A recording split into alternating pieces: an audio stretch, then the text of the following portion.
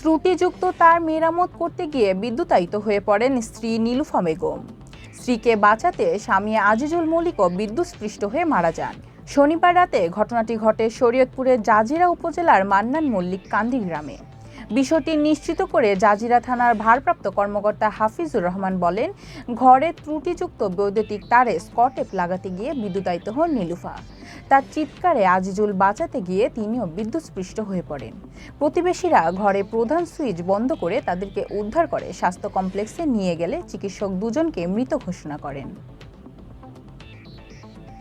চট্টগ্রামের হাটহাজারীতে কাশির সিরাপের সঙ্গে নেশাদ্রব্য মিশিয়ে সেবনে সবজি বিক্রেতা রাসেল ও দোকানের কর্মচারী শাকিলের মৃত্যু হয়েছে। রোববার ভোরে আঞ্চলিক কৃষি গবেষণা কেন্দ্রে কর্মচারীদের আবাসিক সংলগ্ন এলাকা থেকে তাদের উদ্ধার করা হয়। পরে হাসপাতালে নিয়ে গেলে কর্তব্যরত চিকিৎসক তাদের মৃত ঘোষণা করেন।